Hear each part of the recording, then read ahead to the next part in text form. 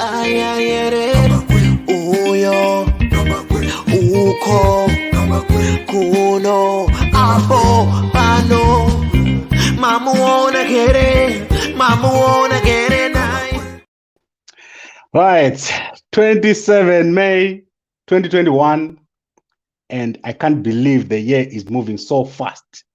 It's almost half of the year gone before we knew it. And now we are back to the topic that we're talking about in 2020. Nelson Chamisa and his party, the MDC Alliance, looking very, very weak and failing to come up with a coherent strategy after they lost their seats in parliament. This is a sad situation that is developing in the MDC Alliance. And I'm going to quickly take you through this situation and show you how Nelson Chamisa has given up again his advantage and agreed to go into the 2023 elections without reforms. So yesterday, there was a press conference which was addressed, of course, by the spokesperson, Fadzai Mahere, and the Secretary for Elections, Ian Makone. And I know many of you were not able to watch the 30 minutes press conference, but I want to summarize it for you very, very quickly in less than 10 minutes. In short, Chamisa is saying he's going to be going into the elections in 2023. And this is said because Maher also said they want to defend the vote. How do you defend the vote? By going into an election when you've just lost all your members of parliament who won under your party, and they're now under another political party. And then you're going back into the same elections to achieve what? I found that very, very sad. I found it a lack of a coherent strategy. And I think these guys are going to pay very dearly for this decision. If I was Chamisa at this point, what I would have done is to dig in and say, I'm not going into an election where afterwards I'm going to lose my MPs, where afterwards I'm going to lose my senators, my councillors. I do not think Chamisa has made a good decision here. Everything he has been saying is now been cancelled by the action that they took. So let me quickly take you through some of the videos. I've got 3 clips, and I want to show you how sad this situation is going to be for Nelson Chamisa. Firstly, they were asked, if there are no reforms, what are you going to do? I want you to see the sad answer that Ian Makone gave. So I'm playing the first clip with Makone answering. Will you participate in the next election? So in the case that the reforms are not to your level of opinion, will you participate in the 2023 election? In 2006, 2007, we said, along with stakeholders, that this country needs an early election.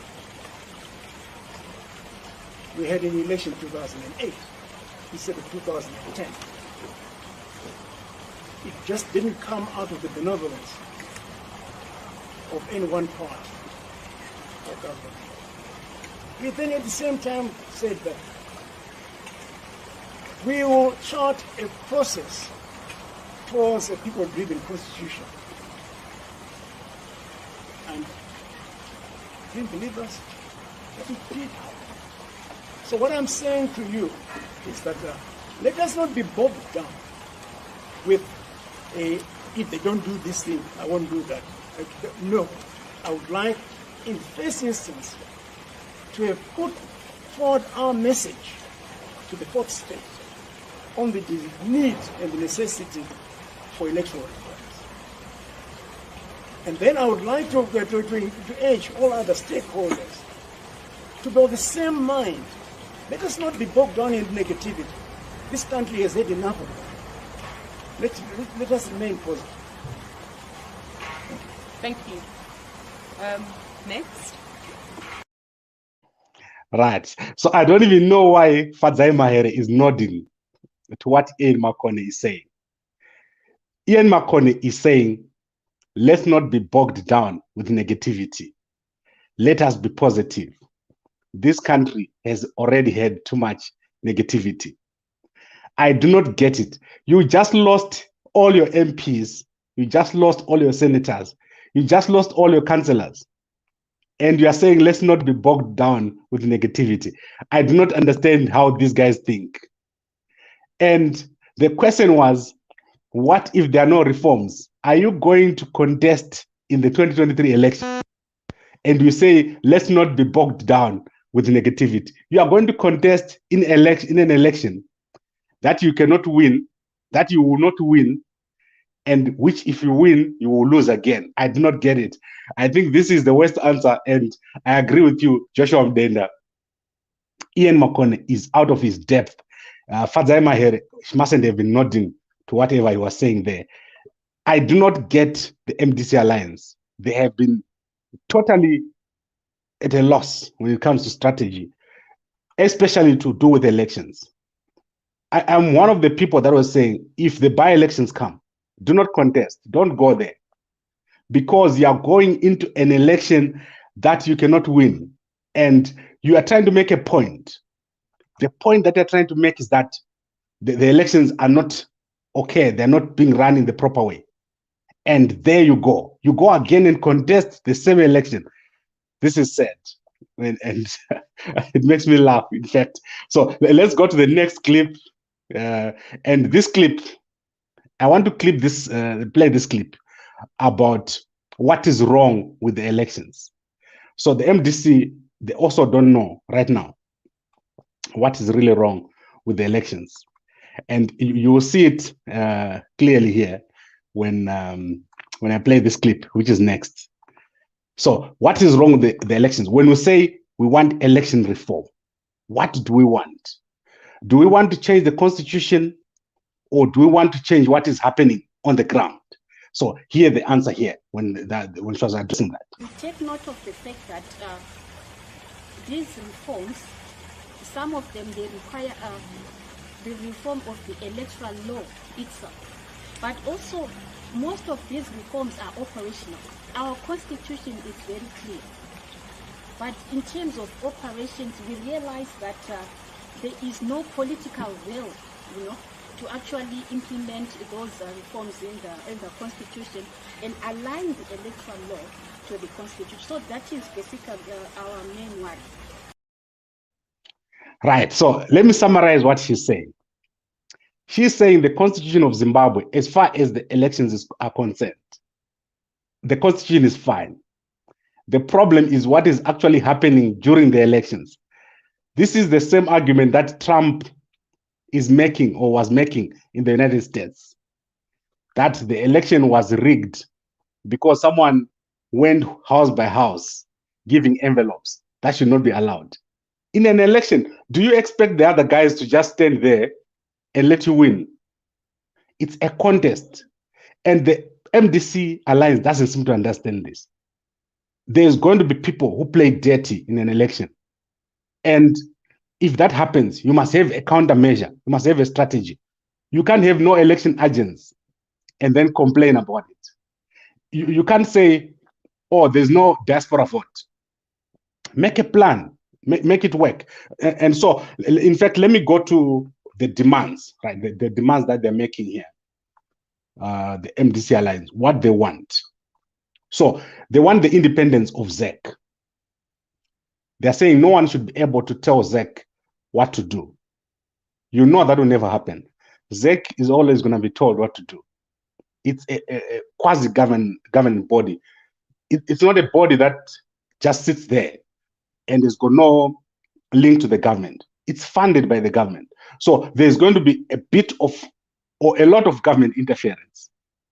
So making that demand, it does not make sense. You cannot say to ZEC, don't talk to the minister, like she was saying there. It's not possible. So you have to work with what is there. You have to work with what is happening.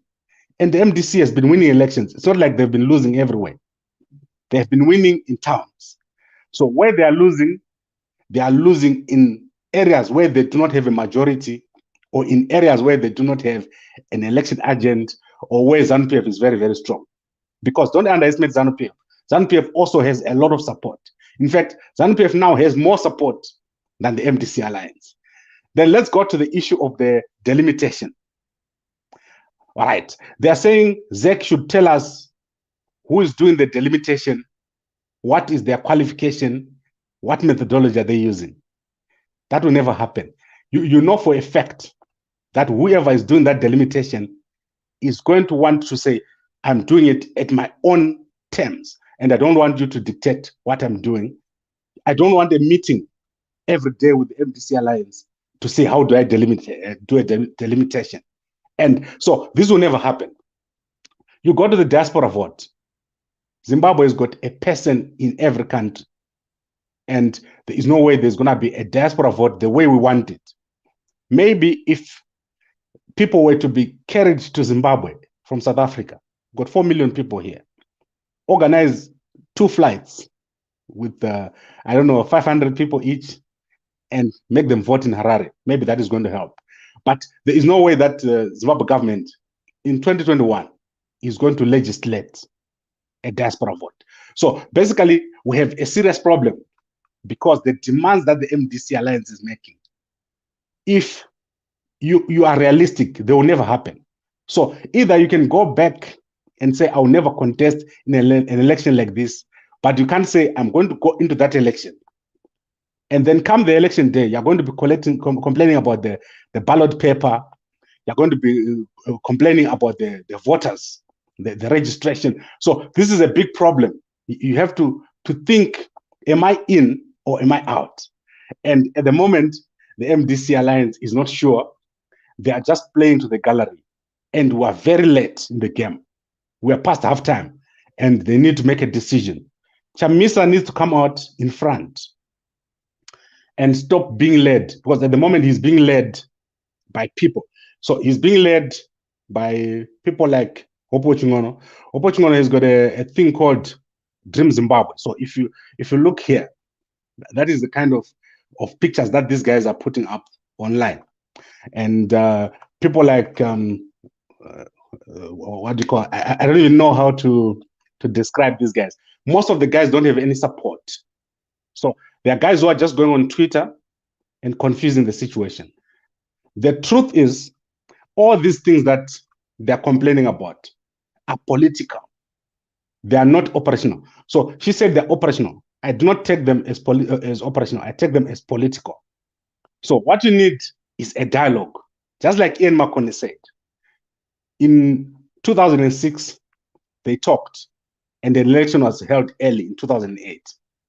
So what you need now is a dialogue. You need somewhere where you can go and talk to the government and say, no, this should not be happening. Let's do this. Let's negotiate this here and there. At the moment, the dialogue that is available is Poland. So you should not be sitting there and saying, I'm not going to Poland. Send your people to Poland and start making those demands at a political level. They are waiting for a perfect dialogue, the same way that they are waiting for a perfect election, and that will never happen.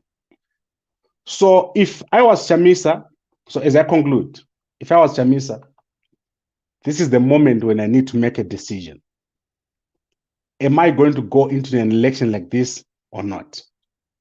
I know what he's thinking.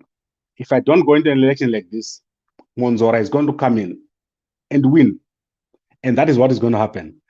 But if it is a matter of principle, if you really want free and fair elections, and you think the current election field or the elections are not reformed, the media reforms are not there, all these things that they're complaining about, don't go into an election like that. You need to say, I'm not going in, let Monzora win, let him be in it, but you are a true opposition.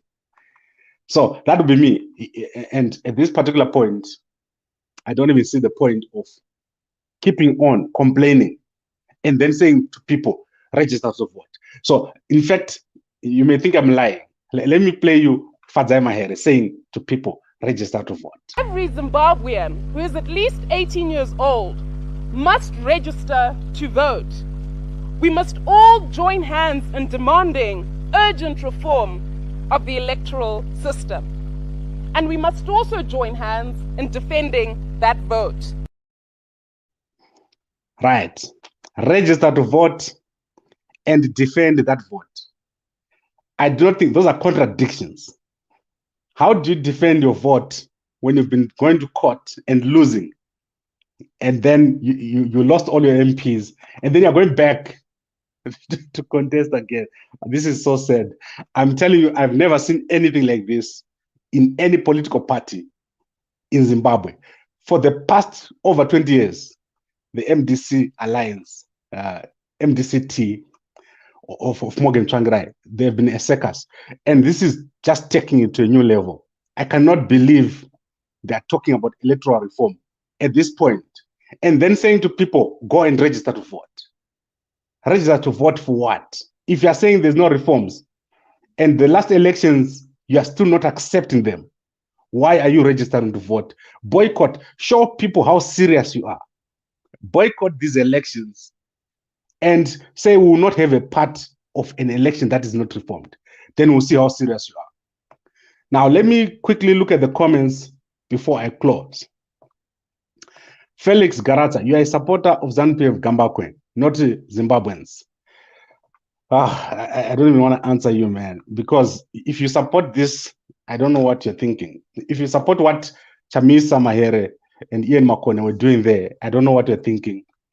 You cannot support people who are saying, let's do electoral reforms, when the last election is still got unresolved issues.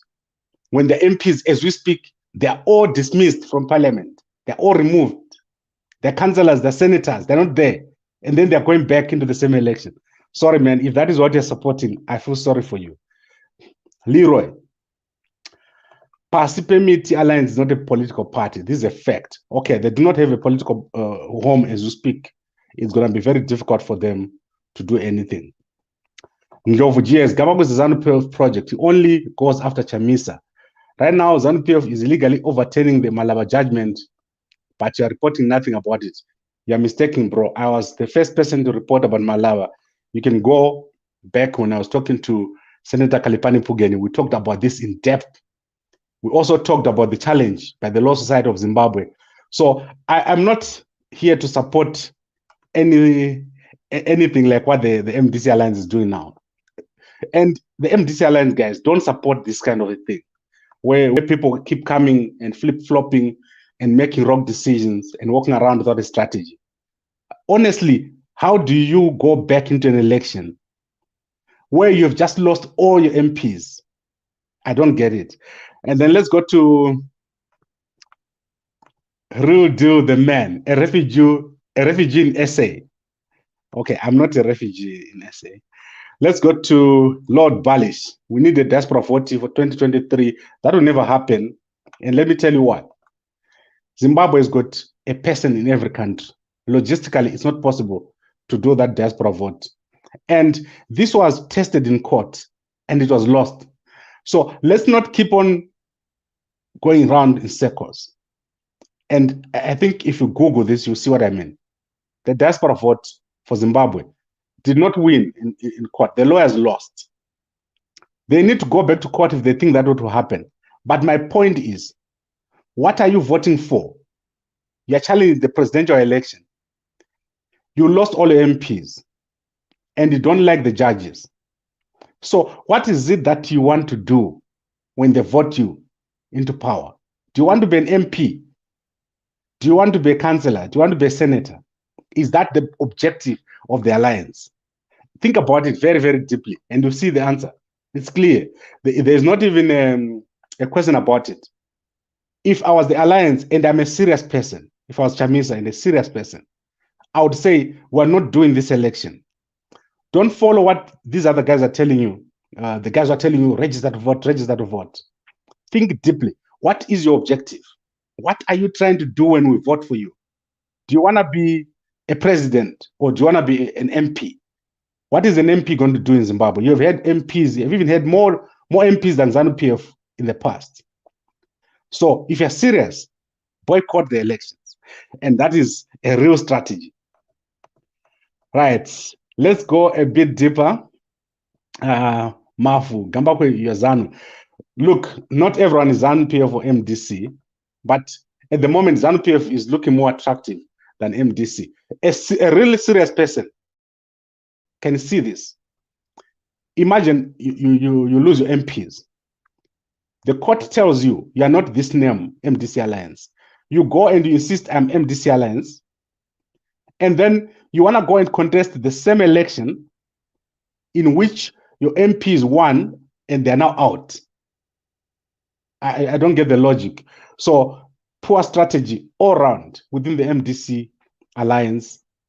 They do not understand the long-term objective of what they're doing.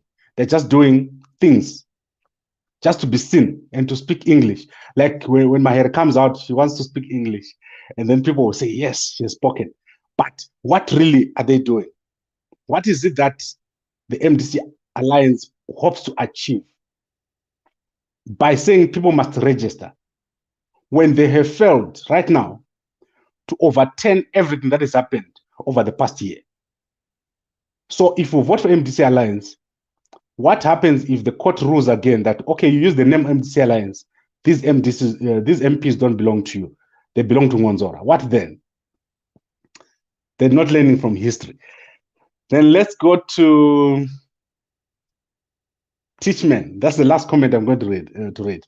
Which attractive are you talking about? Okay, I guess you're thinking about why is ZANU-PF more attractive than MDC. At the moment, the guys who are in MDC and the guys who are in ZANU-PF, the difference is this. If you're in ZANU-PF, you have knowledge of where you're going. Within the next 5 years, you know what is going to happen. If you're in MDC Alliance right now, you don't know what name you're going to contest under. You don't know if you are going to be at Harvest House or not. You don't know who is going to be your vice president and who is going to be your president. You don't know what is going to happen after the elections. Are you just going to sit in parliament, or are you going to be having the councils? What if Ngonzora wins something? You see, there's so many unknowns. And the only certain thing you could do is to boycott. If you boycott and say, we are not putting any candidate in anywhere in Zimbabwe, it will be ZANU-PF and against MDCT of Douglas Ngonzora. Ngonzora will win a lot of seats, but not as many as the MDC Alliance. So pull out your people from the vote. Say to the people, we are not going to this election. Take a stand. Don't just take a stand in court. Take a stand in politics. Or change your approach. Go political, go into Poland. Try to work with the system that is there. If you look here in South Africa, the Democratic Alliance has been ruling here. They are running Cape Town. They're running Pretoria right now. They were running Joburg until a few months ago. Because when you go into power, it's not about a winner-take-all approach. You have to work with the system. Otherwise, it will be 40 years and you have never been in office. If you're Chamisa, try to accept that leader of the opposition. Because in 2023, as things stand right now, Chamisa is not going to win. He's not going to be even an MP. And the number of MPs that he's got, they're going to reduce even higher. He'll be having no more than half of what he's got now. The situation is no longer the same. COVID is here, and people are not hyped up like before. You won't be able to campaign as much as before, and ZANU-PF is stronger.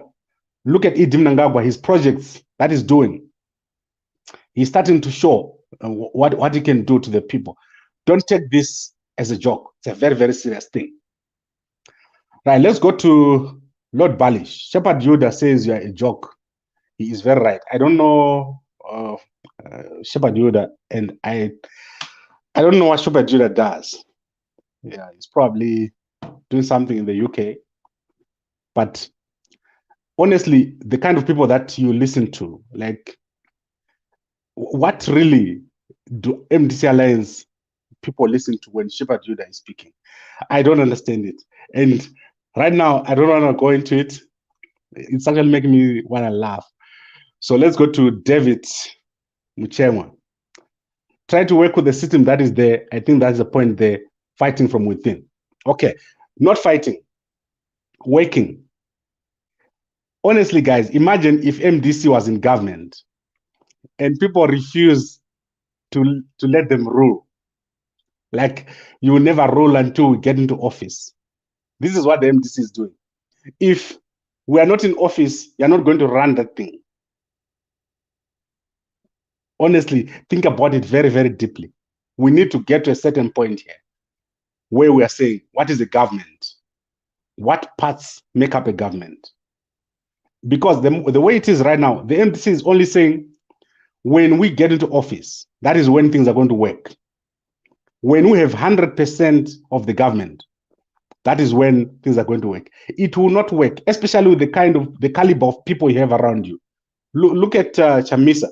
What is the caliber of people that you have around you? Your vice presidents, Tendai Biti, Karenyu Kore, people like Fadzai Mahere. These are young guys with no strategy, with no constituency. Look at Tendai Biti. Ever since he almost got kicked out of parliament, did you see how desperately he wanted to get back into parliament? He does not want to leave his seat. These people, they're career politicians. And this is where you need to understand. Chamisa is by himself right now, getting poor advice. And the guys want to win a seat in parliament. So they keep pushing him. Let's go to 2023. Let's go to 2023. When you get to 2023, you find out that there's nothing. The thing that you want, you already got it now. Go into negotiations, take a portion of the government, because you're a candidate anyway in 2018, so you can still go into Poland. And I've been saying this for a very, very long time. The things that you are trying to negotiate in court, you cannot negotiate them in court. The things that you are trying to negotiate at a press conference, you can't. You have to go into an office or into a room where other political players are and speak and make your demands. And then people will listen to you, and some things you win, some things you won't win. That is how it is. Kazembe threatened you like you claimed. No, I didn't claim, man. Kazembe was sitting in front of Jock and he like threatened me, but that's over. That's in the past. Look, I've done a lot of things and the guys have done a lot of things, but there's a point when things have to change. You cannot keep on like fighting each other. Other people are making money and you're busy fighting. That is not the way to go. Right, I think I've talked for long enough, almost 30 minutes. And I hope Chamisa listens to me. Boycott the elections. If you're serious that there's no level playing field in Zimbabwe and your MPs have been taken, if you're serious, boycott the elections. You, at the end of the day, you win. You win after, or you win in history. People will look back and say, Chamisa was right. Do not be that guy who keeps going to the same thing over and over and over. I don't get it. And Lord Balish, I don't know why you get it. How do you go into an election like this? That you're saying is so bad. ZEC is captured. The judges are captured. Nothing is working. The delimitation is wrong. And then you go in. This is where I'm saying Chamisa is going into this election without the reforms that he requires or that he needs. And he needs to look at, what am I really doing here? Should I do this or not? And if it was me, I would boycott. I would let Monzora go in there. And then I'll look at the guys from outside and say, look what I told you. This is not working. Right. I think I've spoken for long enough. And I'll be back tomorrow. Tomorrow, what I want to do is, I want to go back to the issue of Chimbo ya Mugabe, Chimbo Inyika. Someone sent me a video about how Mugabe got the Chimbo and where the Chimbo went. So it's a long video, about 20 minutes. So I want to summarize it to 10 minutes. And we say, where is the Chimbo and how many Chimbos are there? if you have an opportunity, go to the last video I uploaded on our YouTube channel. You will find out that there was a Chimbo of Mbuyanehanda, that she went to the spirit medium of Mbuyanehanda. She died in Zambia, and she went with the Chimbo to Zambia. And she also had clothes. So go and watch that video. I have a lot of people, spirit mediums, who talk to me, who give me a call, and we talk about these things. So I got a video about how Mugabe got the Chimbo Yenyika. So there's Chimbo Yenyika and Chimbo Yehondo. So he gave me a distinction between those two. So tomorrow we'll talk about that, and we'll see where this will lead us. Very, very interesting discussion as we move towards 1 July, when the body of Robert Mugabe is supposed to be exhumed. Thank you very much for watching, and we'll talk again tomorrow. Good night.